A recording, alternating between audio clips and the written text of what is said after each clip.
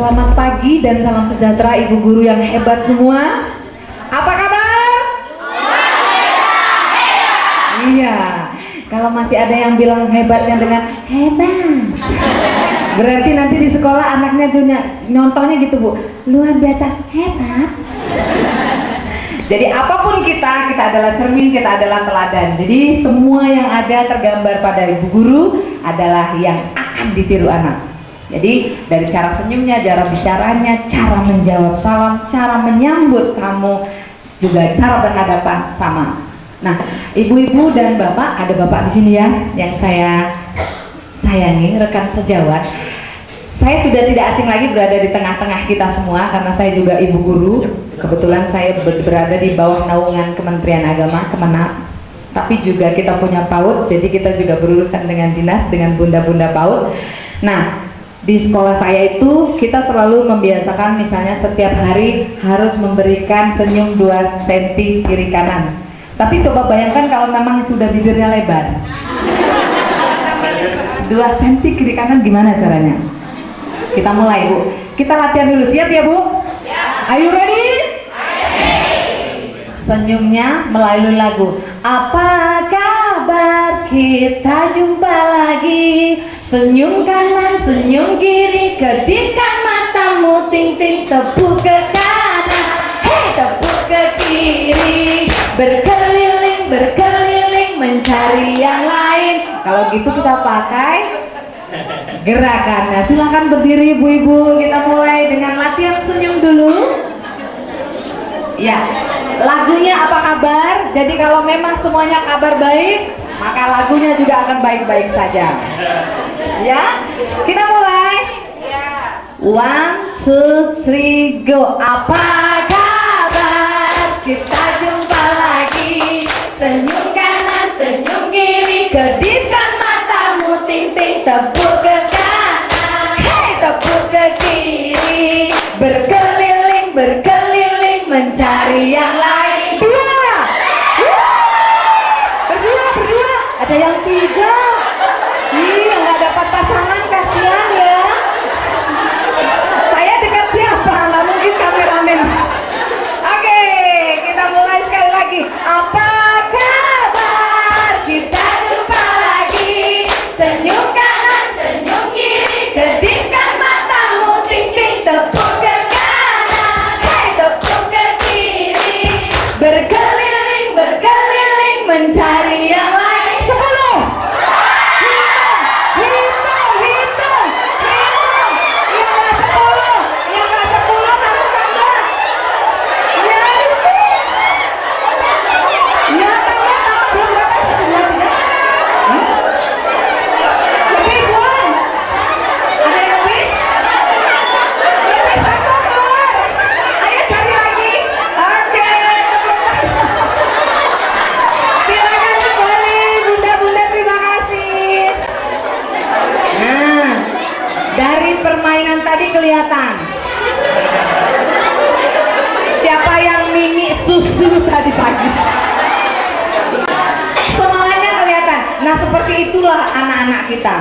Setiap pagi bila diberi permainan, mereka akan terstimulus dengan baik, maka mereka akan menerima kita seperti gelas kosong tadi, seperti yang dikatakan sahabat saya, rekan saya yang hebat, trainer Bapak Freddy Syukur. Saya sebenarnya kemarin amazing banget Bu. Begitu beliau bilang, Bu, kita ke rumah, wow, gitu ya Bunda. Jadi saya juga punya peraturan mungkin supaya kita tidak wisata jiwa, istilah saya. Maka ketika di tengah-tengah saya mengatakan tepuk 1, yes, ada yesnya. Maka saya pengen ketika ada yang bertepuk 1, maka konsentrasi kita akan terpacu kembali bersama-sama, kembali ke laptop misalnya. Tepuk 1, yes. Tepuk 2, yes. Ada yang yes.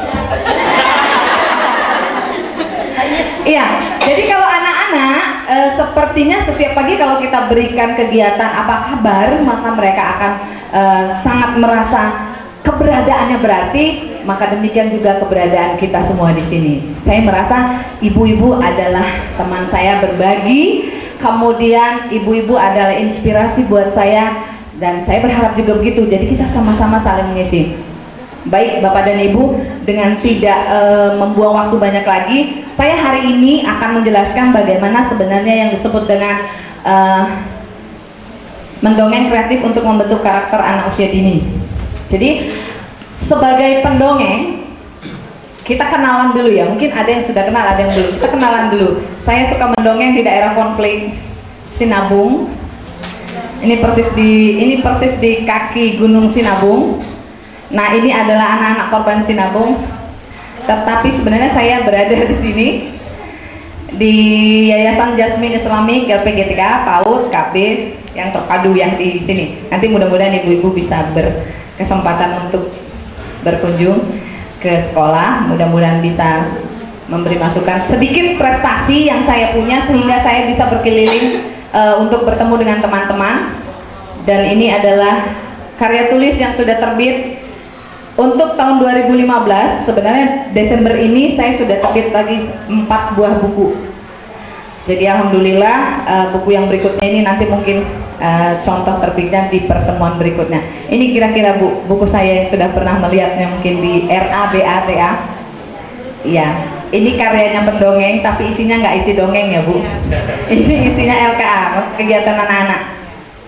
Oke, ini sedikit tentang buku saya. Ini tadi lagu yang sudah kita lakukan untuk menggugah. Baik, kita akan masuk pada memahami arti dongeng dan bercerita. Perhatian ibu-ibu, kalau kita berkata tentang dongeng dan bercerita, ada 2 guru yang selalu bertanya, Bu Wiwi, apa artinya dongeng? Terus yang satu lagi nanya, Bu, kalau bercerita apa? Kan ada tuh Bu lomba mendongeng. Terus ada lomba bercerita. Yuk kita intip. Cerita itu rangkaian peristiwa yang disampaikan secara tertulis maupun lisan yang berasal dari kejadian tidak nyata, fiksi ataupun nyata.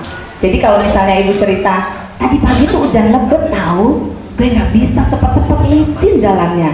Itu udah cerita Bu. Terus anak-anak cerita, Bu Guru, hari ini saya pakai sepatunya warna biru, yang hitam tadinya itu basah karena becek. Itu cerita. Kenapa? Itulah membuat mereka akhirnya bisa memberikan cerita. Tetapi kemudian kita lihat bawahnya dulu. Dongeng itu rupanya hasil karya berdasarkan rekayasa imajinatif yang ditulis oleh pendongeng atau penulis yang jalan ceritanya sederhana dan tidak benar-benar terjadi. Nah, jadi kita bisa ambil kesimpulan. Siapa yang bisa bantu saya ambil kesimpulan apa beda cerita dan mendongeng? Ayo, ayo, ayo, jangan malu-malu. Ya, silakan Bunda. Kalau cerita bisa jadi itu kejadiannya sesungguhnya. Kalau dongeng bisa jadi itu hasil imajinasi seseorang. Bisa jadi kisah nyata ataupun kisah yang dibuat-buat ditambah-tambah. Iya, jadi garis merah benang merahnya dongeng adalah bagian dari cerita, dan cerita itu bisa di dalamnya juga dongeng. Jadi kalau ada lomba mendongeng, ibu gak usah bingung-bingung, Bu, mendongeng berarti harus imajinatif ya, harus ada yang kursi bisa bicara, binatang-binatang bicara yang fabel gitu ya. Nah itu bisa semua kalau lomba bercerita. Tapi kalau lomba mendongeng, hati-hati. Lomba mendongeng berarti yang ibu bawakan adalah sebuah cerita yang tidak benar-benar terjadi. Itu saja. Jadi kita lihat berikutnya sejarahnya agar ibu-ibu mungkin mengerti kenapa sih mendongeng begitu penting untuk anak usia dini. Dimulai dari 1930, dikenal sebagai psikoterapi. Dulu ternyata mendongeng ini hanya digunakan oleh psikolog. Nah ternyata hebatnya guru PAUD, hebatnya guru TK, hebatnya guru RA, kita ini sekarang punya multi profesi. Pendongeng, psikolog, penyanyi, artis, aktor, dan penari, bener Pak Fredia. Jadi banyak. Nah kenapa? Dulu hanya punya psikolog nih, berkembang menjadi salah satu metode pengajaran pada anak usia dini sampai dengan pelatihan manajerial eksekutif. Bayangin, manajer-manajer itu ternyata melakukan pelatihan-pelatihan itu juga ada sisi dongengnya. Kemudian suatu metode mengajar dilakukan secara sadar dan diskusi peran terhadap seseorang. Dongeng sebelum tidur, sekelompok di dalam kelas. Nah, kalau dongeng sebelum tidur yang diutamakan adalah suara dan tidak mengutamakan mimik wajah. Kenapa, Bu? Yang nonton siapa? Tapi mau suruh tidur anaknya. Ya Bu gurunya jangan bermimik-mimik. Melantunkan cerita saja, membacakan dengan suara yang baik. Nah, itu kalau dongeng sebelum tidur. Kemudian berbeda dengan bermain drama dan dramatisasi. Kalau ini semuanya ikut seperti Butet Kartaraja itu. Jadi dia adalah monolog. Jadi ikut semua badannya, seperti juga pendongeng-pendongeng senior kami, Kak Awam misalnya. Beliau itu memang melakukan semuanya. Nah, itu ada di dalamnya sisi dramatisasinya karena melakukan gerakan. Nanti akan kita pelajari bersama-sama. Kemudian ini jenis, ada dongeng tradisional, ini sering dilombakan, misalnya di kalau di Medan sering dilakukan di museum untuk mengabadikan budaya. Dongeng Malin Kundang Jaka Tingkir Sangkuriang. Terus dongeng futuristik modern. Kalau ini sering dilakukan untuk di luar negeri. Dongeng-dongeng dibacakan lewat buku-buku cerita tentang Jumanji, dimasukkan dalam televisi sekarang, ya, jadi film. Dongeng pendidikan, dongeng diciptakan suatu misi pendidikan bagi dunia anak-anak. Inilah ranah kita sebenarnya. Yang ketiga ini, C, dongeng pendidikan ya. Kemudian ada fabel. Fabel ini jenis juga, dan ini bercerita tentang tokoh-tokohnya adalah binatang. Kebetulan kita ada nggak Bu tema binatang? Ada. Pas banget gitu loh dengan apa yang harus kita lakukan untuk anak, karena anak-anak dekat dengan binatang. Maksudnya bukan duduknya dekat, tapi anak-anak memang suka kalau dia cerita ada kodok tekoek, Bu Guru kodok bisa nyanyi ya? Bisa. Bu Guru mau cerita tentang kodok, mau denger nggak? Mau. Tapi kalau Bu Guru bilang, kalau misalnya anak-anak, Bu Guru tadi Tan lewat, bapak itu jualan koran. Bu Guru mau cerita pedagang koran. Pernah nggak dekat dengan pedagang koran? Enggak. Karena mungkin mereka tidak terlalu dekat dengan sosok itu. Tapi itu pun setiap kali kita mau bercerita, pilihlah sesuai tema. Jadi kalau temanya pekerjaan, boleh Ibu cerita tentang loper koran. Monggo, silakan. Ya, nanti kita pelajari. Kemudian dongeng sejarah, ini biasanya dibawakan oleh ustadz dan ustazah. Dan dongeng sejarah yang sesuai dengan Al-Quran atau kitab suci itu tidak bisa sembarangan, dan improvisasinya nggak boleh macam-macam. Misalnya kalau membawakan Nabi Sulaiman berada di tengah samudra yang sangat luas, kena ombak, nggak boleh Bu. Hati-hati. Kenapa? Mindset berpikir nanti anak-anak gini, berarti Nabi Sulaiman lucu ya. Padahal kan hai sahabatku. Harusnya seperti itu kan. Jadi ada wibawa yang besar dari seorang nabi. Kalau tiba-tiba nanti suaranya dibuat nyeleneh, anak-anak nggak akan melihat itu. Nah, ini harus hati-hati menggunakannya. Kemudian dongeng terapi. Kalau dongeng terapi ini biasanya untuk korban bencana. Nah, ini yang dilakukan di Sinabung kemarin. Jadi kita bergabung dalam 45 pendongeng yang berpencar di beberapa titik pengungsian, dan luar biasanya kita mendongeng tanpa mic. Jadi kita lakukan tanpa mic dan dalam keadaan alam terbuka. Nah, pendongeng itu memang biasanya harus menguasai bagaimana dia mengatur suaranya agar bisa didengar oleh audiens. Kalau ini alat bantu Bu, bisa makin merdu. Wow. Tapi kalau saya pakai ini nggak kedengeran. Iya, ini alat bantu. Jadi nanti ketika Ibu sudah sering berlatih dan sering mendongeng, maka mic akan menjadi sesi keberapanya. Ya, karena waktu lomba di tingkat nasional juga kita lomba di Ancol, dekat dengan pantai, angin pantai begitu kuat dan kita harus mendongeng. Tapi harus tetap didengar oleh audiens. Nah, itu dia tantangannya. Berikutnya mendongeng yang efektif, ibu-ibu. Ini masih banyak yang selalu ada pelanggaran. Untung saja tidak ada polisi mendongeng Bu ya. Karena banyak Bu guru gini, Bu ini payah banget sih mendongeng, anak saya tuh lari aja. Terus saya tanya, Bu guru dongengnya berapa menit? Ya samalah sama Bu guru yang lain. Iya berapa menit? Ya katanya kan 5 menit katanya. Coba kita tes. Ternyata mendongengnya lama. Kenapa? Lama diamkannya. Ceritanya 5 menit Bu, hebohnya banyak. Anak-anak, Bu Guru mau cerita, duduk dulu yang sana ya sebelah situ, gitu ya, rapi ya. Nah yang sini, yang sini jangan lari, nanti yang sini nggak denger. Aduh, kapan ceritanya? Ngomel mulu. Kalau misalnya kita mau bercerita dengan anak, berikan kejutan-kejutan. Nanti akan kita lihat bagaimana membuka cerita yang baik. Nah, kalau sudah ada panjang cerita 10-15 menit, udah pakem itu aja. Kenapa? Kita cuma 5 menit punya perhatian dari anak. Selesai itu, siapa lu, siapa gua dah. Gua mau main. Kecuali kita sudah hebat banget ya, kayak pendongeng yang udah luar biasa. Kita nih kan, kita mensejajarkan diri sebagai bu guru. Saya tidak cerita kita harus seperti para pendongeng yang hebat ya. Saya pengen ibu-ibu merasa bahwa mendongeng itu gampang dan bisa setiap hari. Hanya 10-15 menit dari mulai po amai-amai belalang kupu-kupu yang duduk anak pandai dengar dongeng bu guru. Anak-anak kan udah denger lagu. Mau ngapain sih bu guru? Nggak usah heboh bu gurunya. Pakai kerincing tuh ya.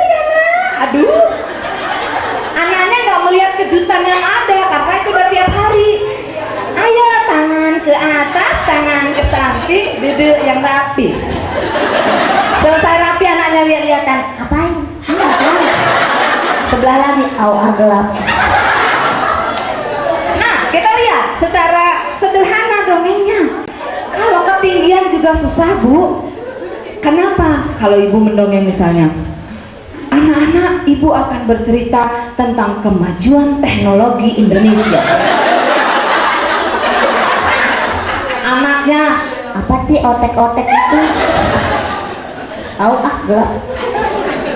Karena bukan bahasa dan sering didengarnya. Tapi kalau bu guru, anak-anak bu guru ada ceritanya kata yang berhati tulus.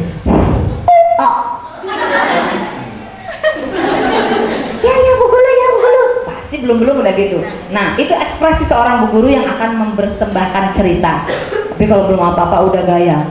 Kemajuan teknologi di Indonesia, anak-anak, sekarang itu sudah banyak handphone, Android. Ada punya bu guru.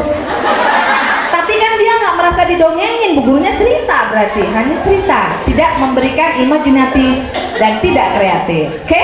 Kemudian tentang perhatian, perhatikan. Kalau bu guru ceritanya sama anak PAUD yang kelompok bermain, usianya berapa Bunda?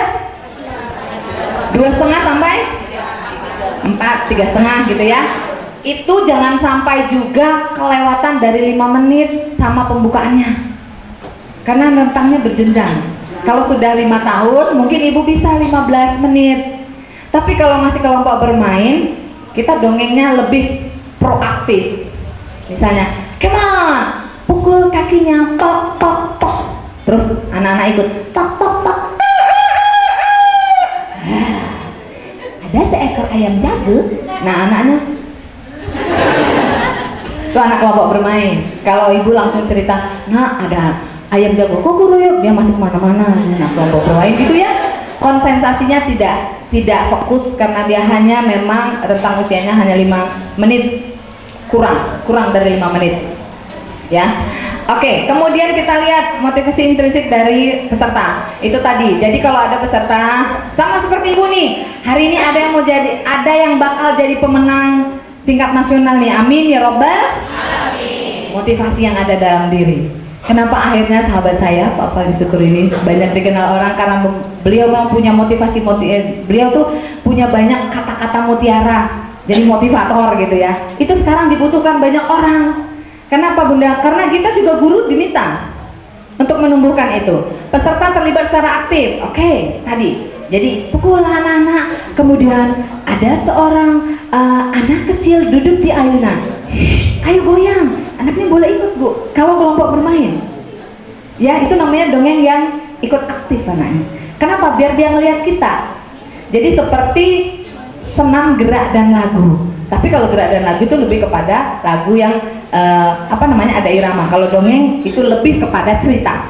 Nah, diskusi tentang hasil. Maksudnya isi dongengnya. Biasanya kalau kita di kelas Inilah dia yang kita lakukan. Setelah mendongeng pasti harus ada diskusinya. Anak-anak, siapa ya tadi yang pintar sekali? Belalang. Kenapa? Belalang selalu ingin pulang setiap selesai main. Biarkan anak-anak memberikan pendapatnya. Itulah bedanya kenapa dalam kegiatan lomba bercerita dan mengajar di kelas beda. Kalau lomba bercerita, Bu Guru nggak usah tanya. Kalau pada waktu lomba nggak usah tanya lagi hasil. Yang dinilai adalah ceritanya, bagaimana ibu membawakannya. Tapi kalau diskusinya nggak usah, apalagi sampai membawa audiens untuk bicara. Nanti kemudian berubah, itu bukan metode bercerita, tapi metode tanya jawab. Di situ sering kebingungan dan beberapa konteks lomba dongeng tingkat nasional itu jadi berubah kalau setiap jurinya nggak memahami apa yang diminta, gitu. Kita lanjutkan, ini kegiatan safari dongeng Ramadan yang rutin saya lakukan di Kota Medan. Kita bersama ibu-ibu guru ini juga memberikan pencerahan cerita lewat alam terbuka juga. Jadi ini di dalam ruangan, kalau biasa di dalam terbuka. Kenapa dongeng itu perlu, Bu? Ini dia, role conflict, menggugah empati, menjalin kerjasama. Kerjasamanya ada dalam isi dongeng, mengembangkan imajinasi. Makanya ketika dongeng, ibu diharapkan seperti ini. Angin bertiup kencang, sebuah pohon berayun-ayun karena tiupan angin, dan perlahan-lahan daunnya runtuh sampai ke bawah.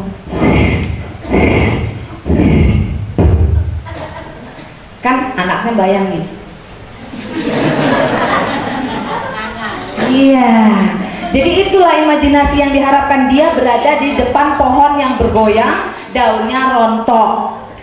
Tapi guru memberikannya dengan gayanya, imajinatif. Kemudian ada lagi gaya misalnya,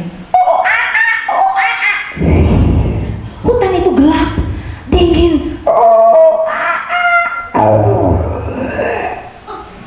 di semak-semak tersembunyi ada beberapa binatang buas. Kalau anak-anaknya memang menyimak,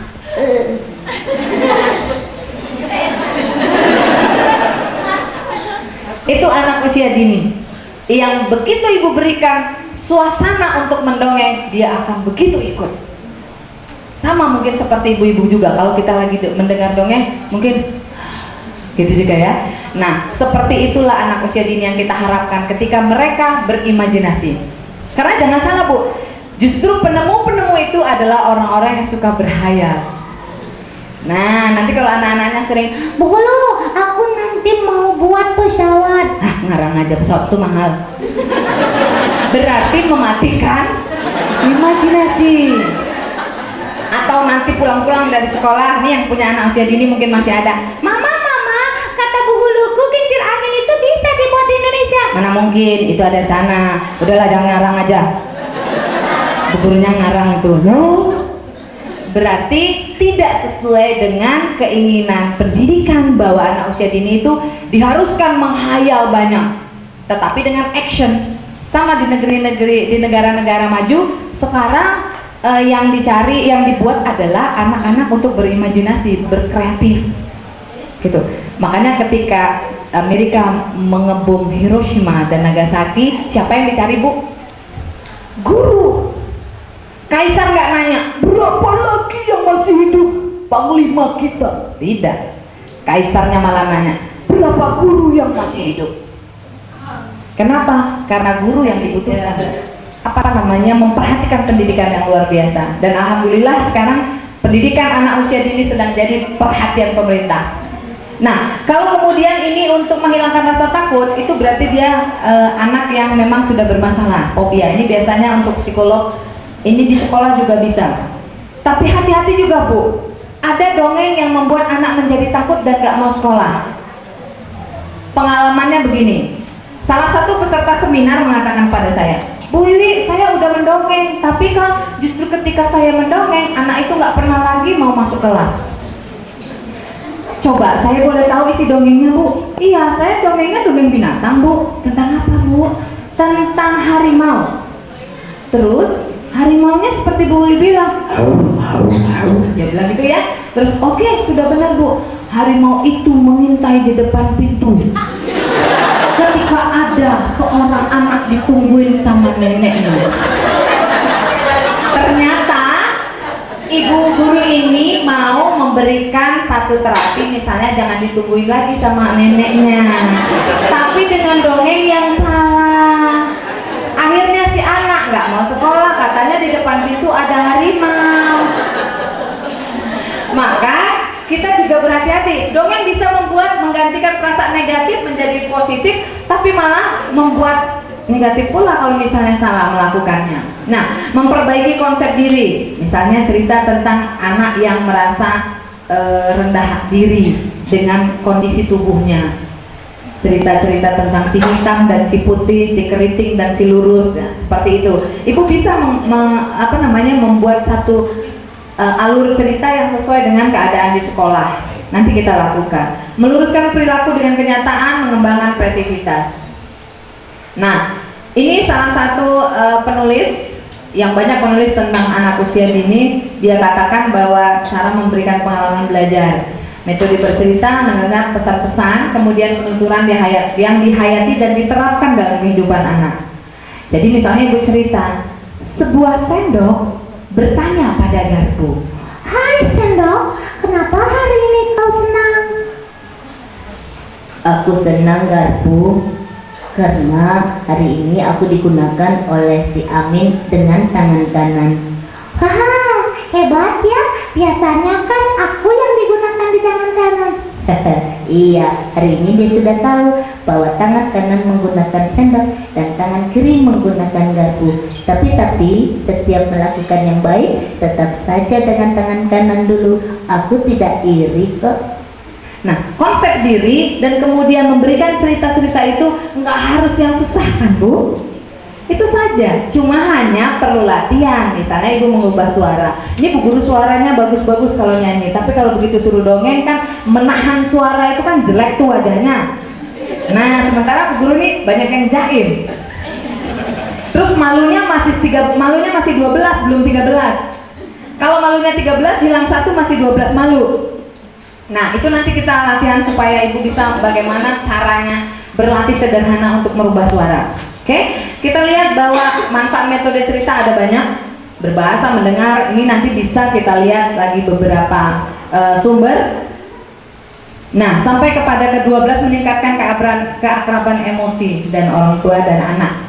Ibu-ibu kalau nanti bisa mendongeng dan sering mendongeng, maka anak-anak akan ingat sepanjang hidupnya. Saya terus kemarin lagi di pusat perbelanjaan, terus ada anak tanggung ya, udah kuliah tapi mungkin ada kumisnya tipis nih. Tiba-tiba dia datang, "Umi Wiwi, cepet, kaget saya. Astagfirullah, siapa ini?" Terus dia ngeliat, "Umi lupa sama saya." "Siapa ya?" saya bilang. Suami saya udah gini, "Siapa nih laki-laki kok mulu-mulu?" Istri saya. "Saya Fauzan Umi, yang dulu sering digendong Umi sambil cerita dongeng." Dulu saya memang pegang playgroup. Jadi kelompok bermain itu kan biasanya kalau ada yang ngambek kita dongeng sambil gendong. Nah dia masih ingat bu, karena memang apa? Setiap kali dia ngambek saya dongeng.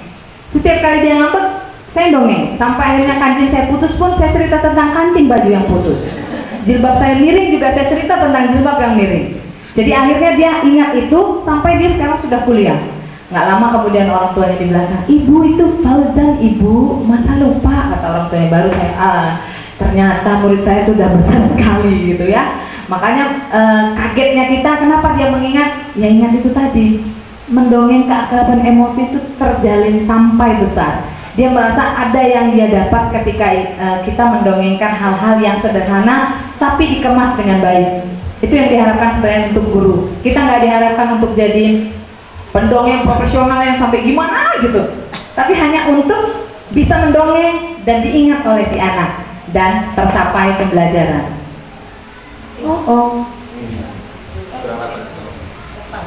Bukan, laptopnya mungkin Pak, habis baterai. Sudah dicolokin belum? Kalau kemudian ibu-ibu nanti di dalam kelas akan menemukan berbagai karakteristik anak. Nanti mau dongeng, "Anak-anak, bu guru mau mendongeng hari ini." Ada yang cuma gini aja dari jauh. gitu ya. Ada yang heboh, Enak nah, Bu Guru mau dongeng, Bu Guru mau. gitu ya. Nah, kita tetaplah pada semangat melihat yang sudah semangat ini. Tapi kalau kemudian melihat yang gini aja, mungkin dalam hati, aduh susah. Biarkan dia, Bu. Biarkan anak itu memang melakukan, mendengar, menyerap pembelajaran dengan gayanya. Biasanya itu akan gampang Ibu masukkan dalam karakter dongeng. Jadi saya pernah melakukan dongeng itu si kecil mungil dan orang besar.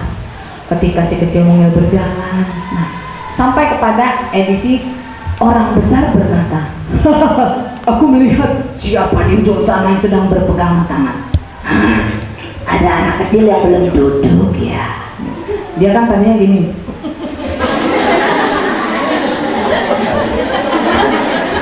kita nggak usah negur dia gitu. Cuma kan kita kan bergaya nih raksasa. Oh, ada anak kecil yang belum duduk ya. Terus kawannya bilang, Kan aku bilang duduk. kalau anak-anak kan gitu ya Bu, ada Ini sedang udah sini duduk. ya pun duduk. Oh tidak ada tuanku, semuanya duduk dengan baik. Padahal tidak ada dalam konsep cerita itu. Hanya ingin membuat anak itu tidak tersinggung untuk terus-terus kita bilang duduk gitu. Biarkan dia dengan kondisi ini. Ada juga anak yang suka banget nyeletuk. Suatu di mana Bu? Seekor bebek berenang di kolam.